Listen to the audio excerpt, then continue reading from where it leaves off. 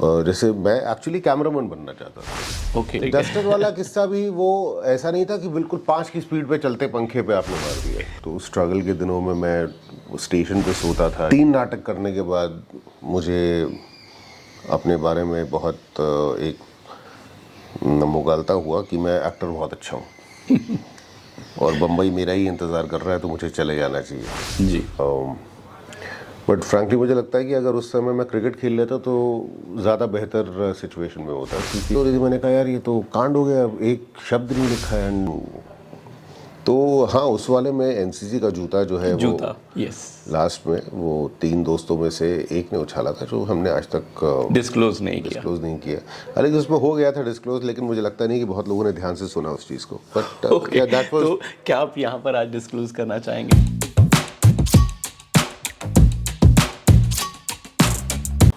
Hello दोस्तों, आमने सामने में आपका स्वागत है। और आमने सामने है तो कोई खास मेहमान लाजमी सी बात है।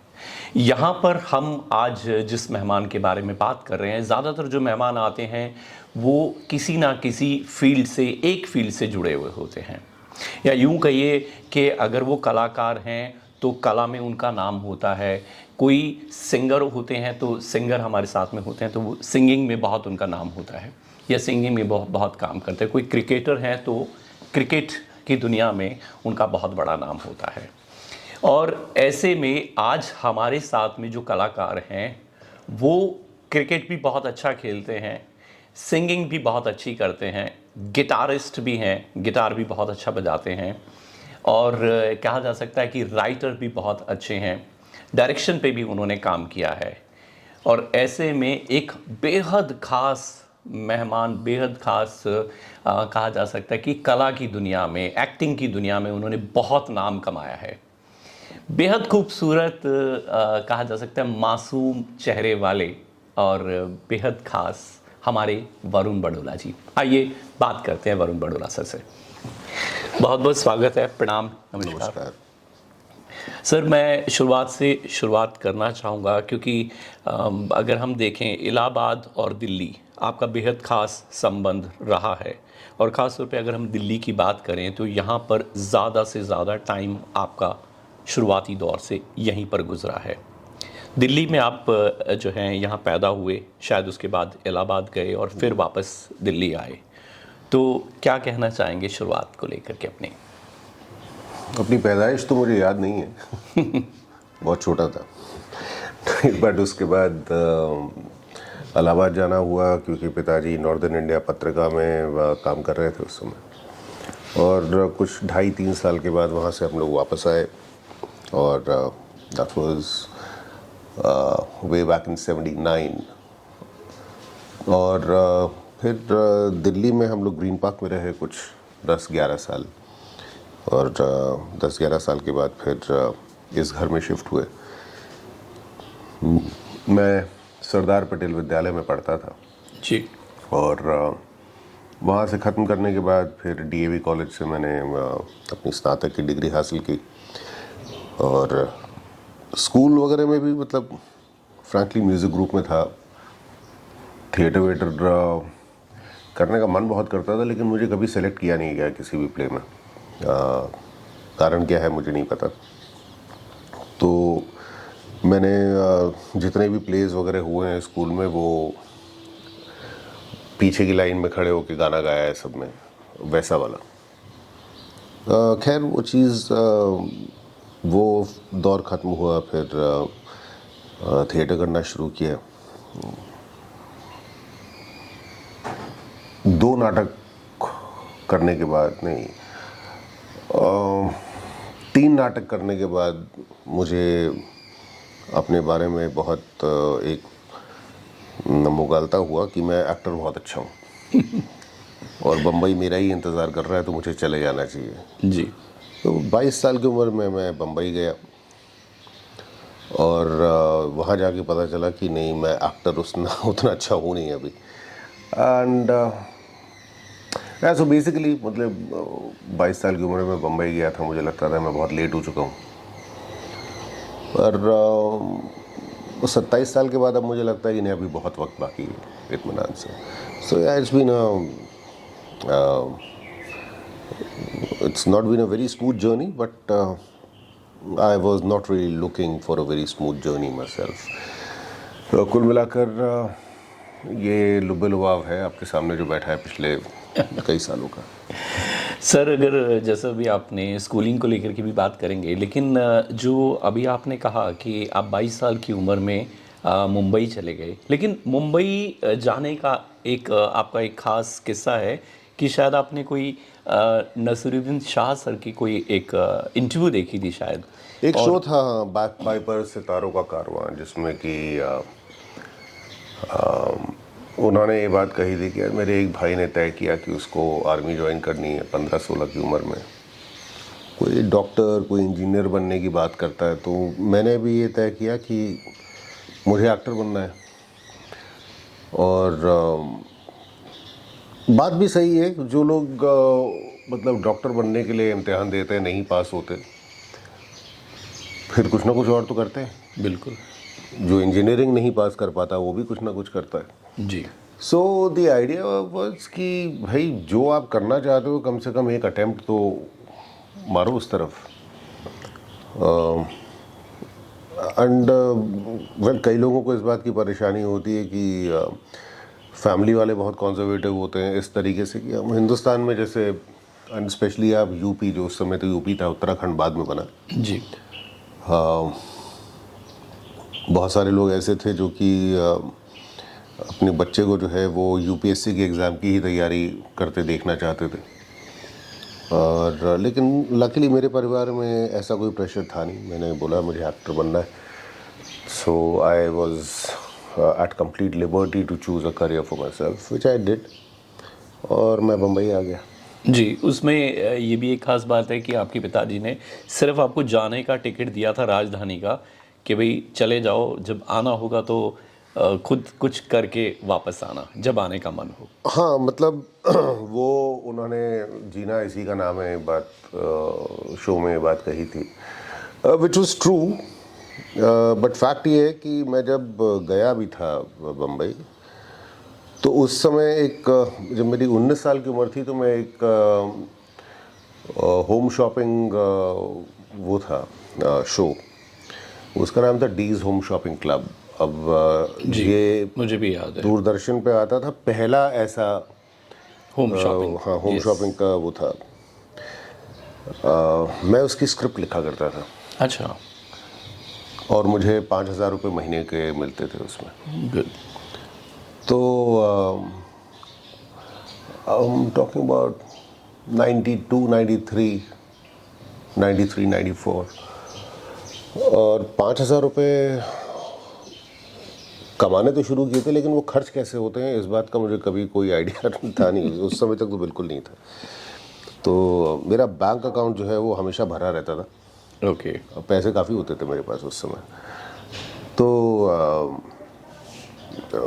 मतलब फ्रैंकली मैंने जो टिकट भी बुक किया था वो अपना खुद के पैसे से बुक किया था। But then yes, as a figure of speech जो बात उन्होंने कही थी वो सही थी कि यार देखो, वापस आना, obviously you win some you lose some, हो सकता है that you just might fail in your endeavour to become an actor. But अगर ऐसा हो तो एक तो शर्माने की बात नहीं है कि यार अब घर वापस कैसे जाऊँ।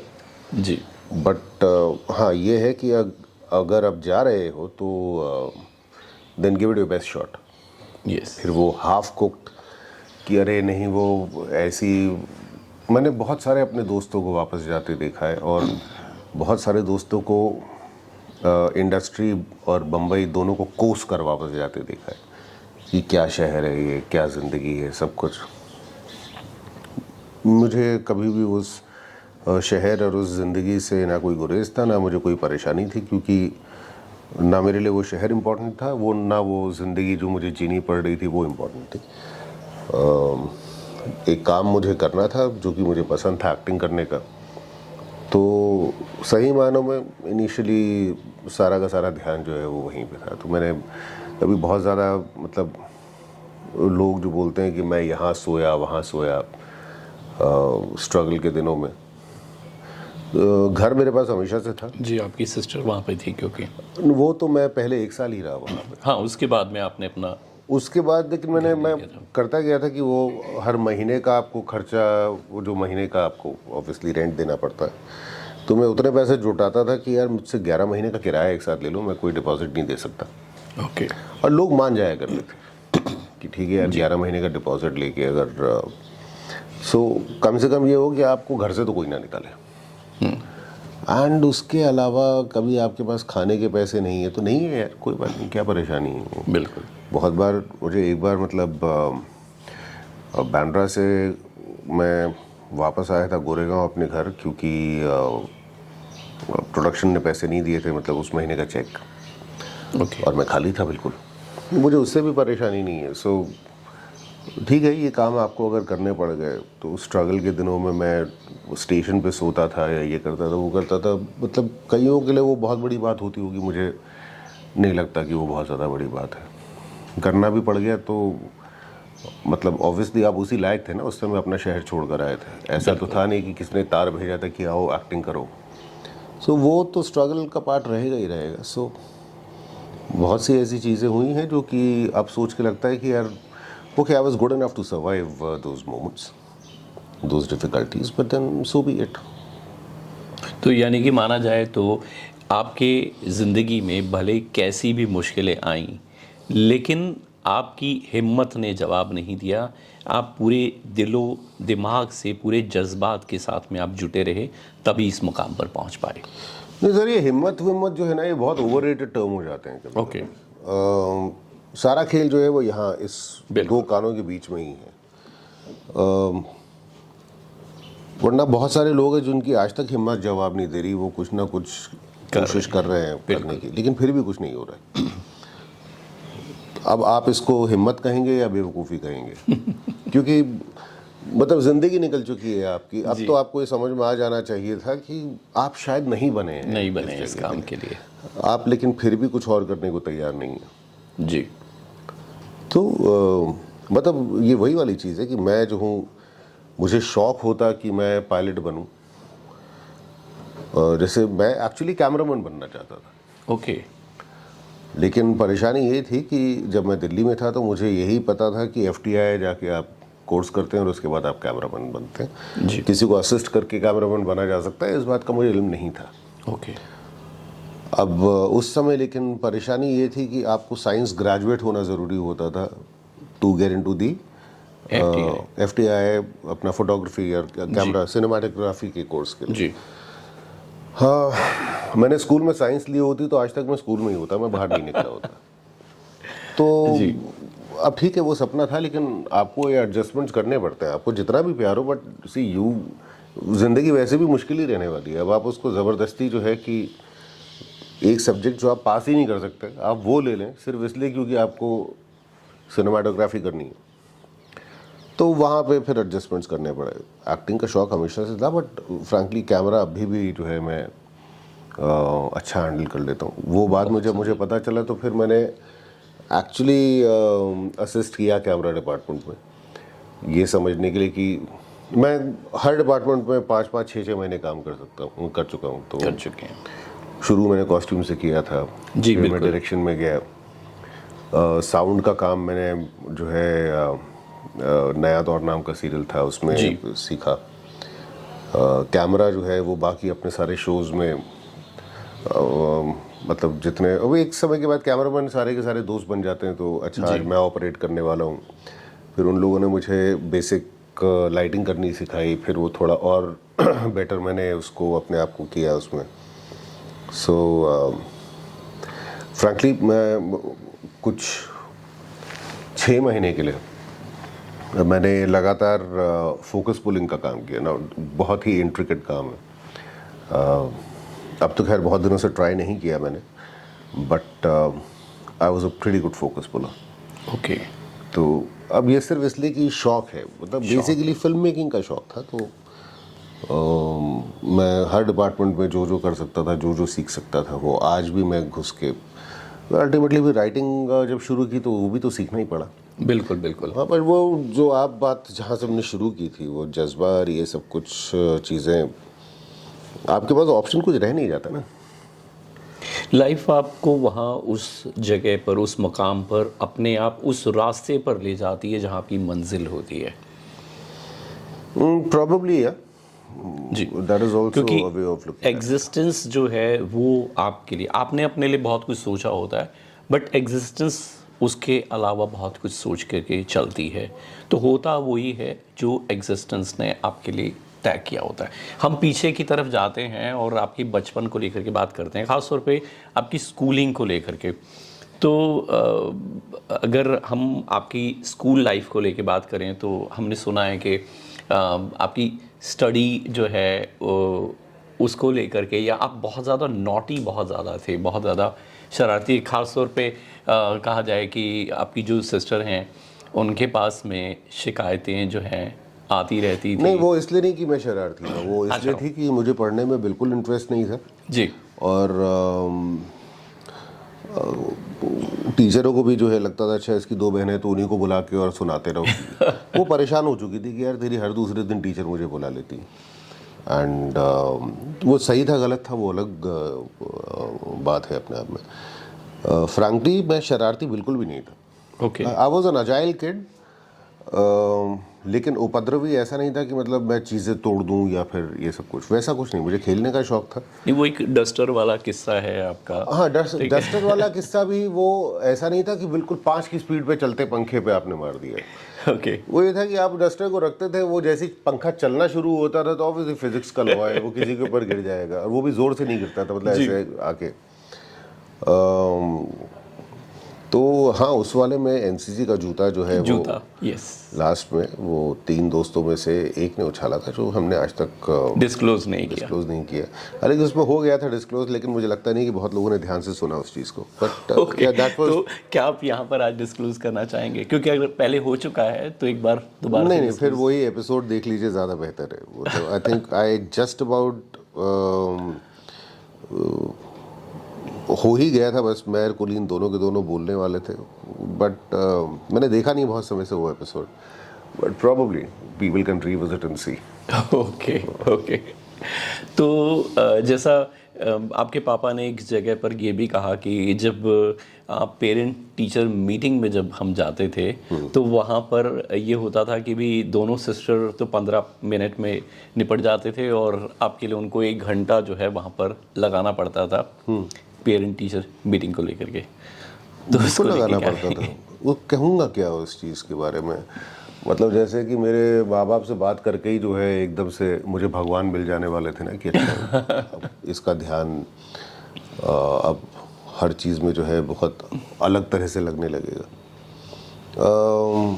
बट वो परेशानी फिर भी थी। फ्रैंकली मैंने स्कूल से निकलने के बाद जब वो किताबें दोबारा पढ़ी तो मुझे समझ में आया कि यार ये तो कोई इतना कॉम्प्लिकेटेड था नहीं मामला, लेकिन उस समय जब मैं पढ़ता था तो मुझे कुछ भी समझ में नहीं आता था। सी द थिंग इज़ कि हम लोगों के यहाँ पे एक तो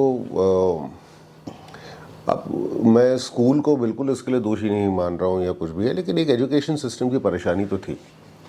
और एजुकेशन सिस्टम की सबसे बड़ी परेशानी ये थी कि हम लोगों को सारे के सारे ऐसा लगता था कि साइंटिस्ट बनाने या डॉक्टर बनाने। आपके लिए मैथ्स और साइंस कंपलसरी है, और लेकिन अगर आपका मन है कि आप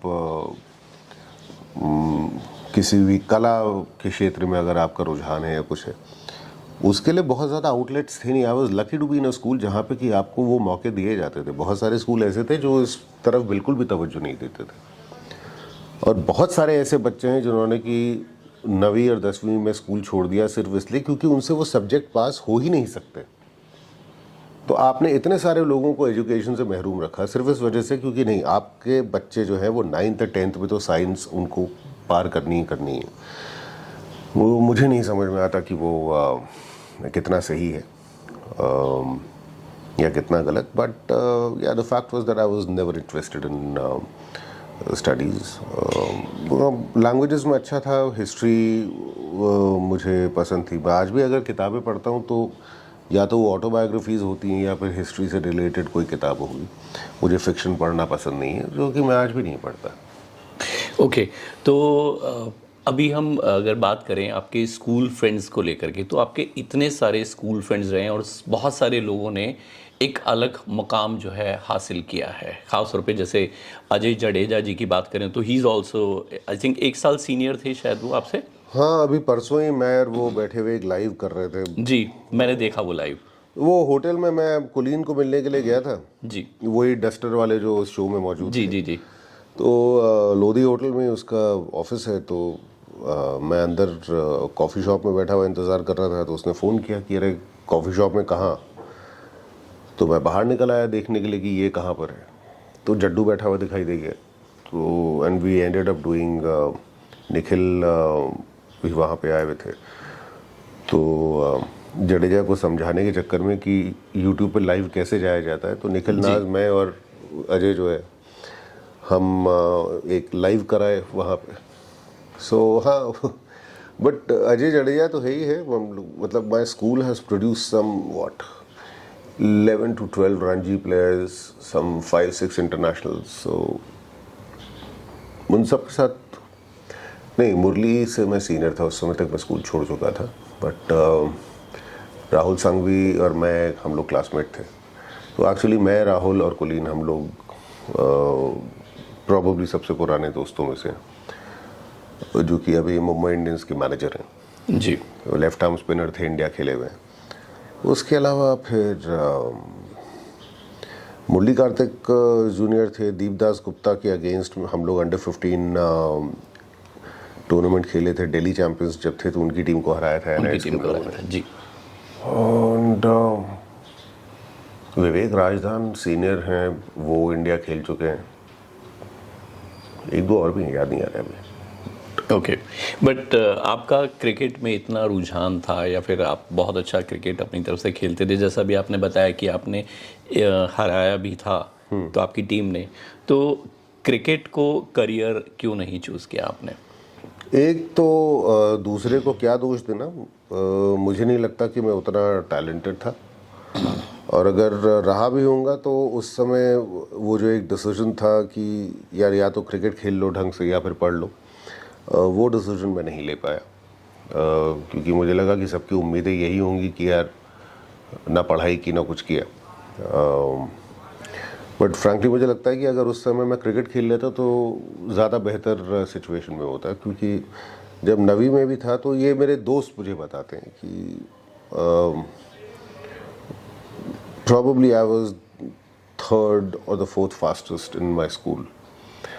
स्पीड अच्छी थी। कितना खेलता नहीं खेलता वो बात की बात है, बट उस मैच में शायद आपने 4 विकेट लिए थे, जो मैच आपने जीता था जहाँ तक मेरा ख्याल है। नहीं, टूर्नामेंट पूरा ही अच्छा गया था मेरा। जी टूर्नामेंट पूरा अच्छा गया था। एंड नेचुरल एक स्विंग मेरे पास था, जो कि आज भी अगर बॉल डालूंगा तो बॉल घूमेगा।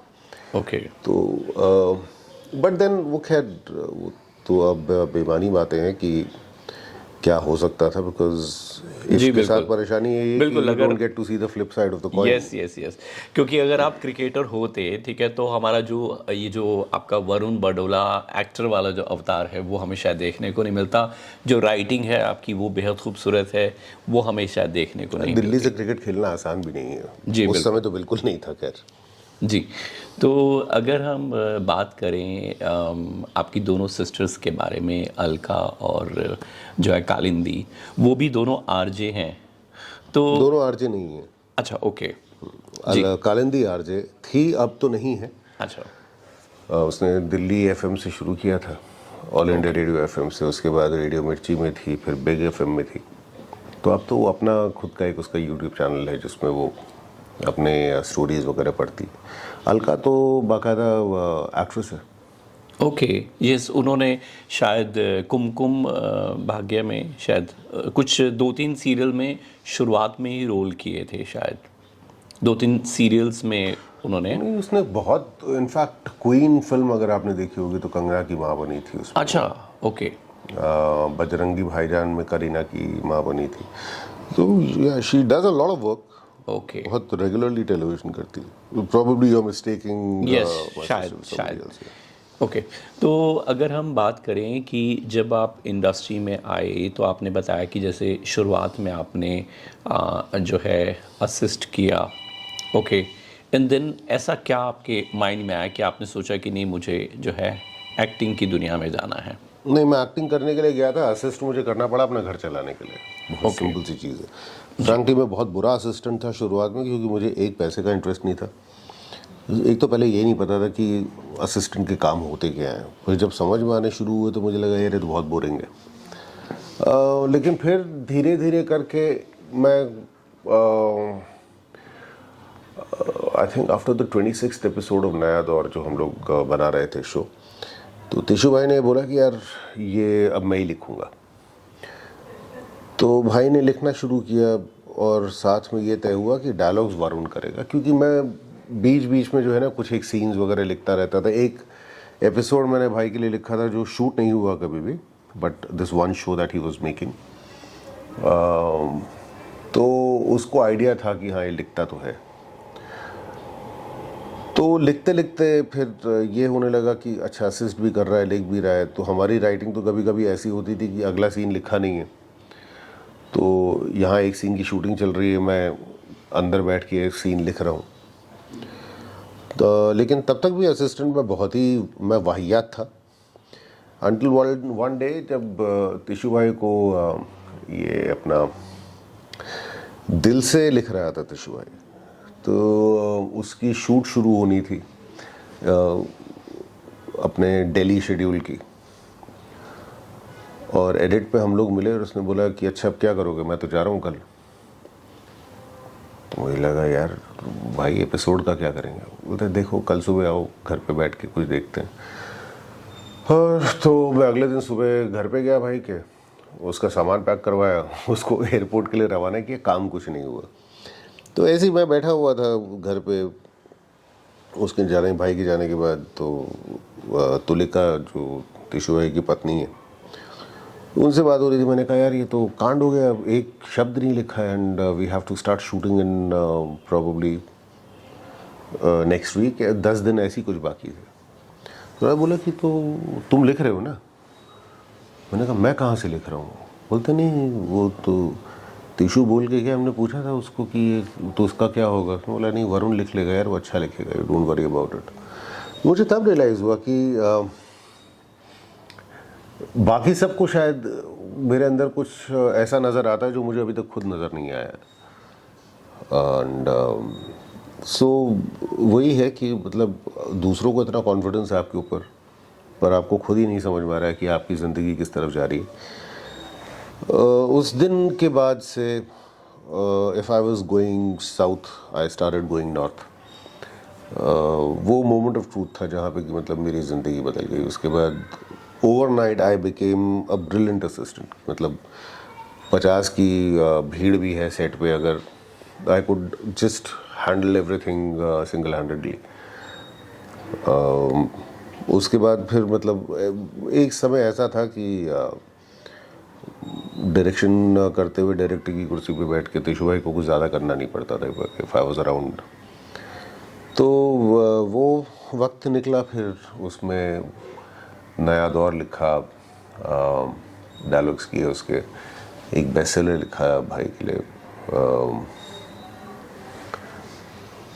एक दो डायरेक्टर्स कट में भी जो है, एक डायरेक्टर्स कट में तो डेफिनेटली ऐसा था कि यार लिखा हुआ तो है लेकिन कुछ मज़ा नहीं आ रहा है, तो सीन्स रीराइट किए गए सब कुछ। So between the two of us we did do a lot of work. Can I just take a break? Cut कर। हाँ गोल्डी।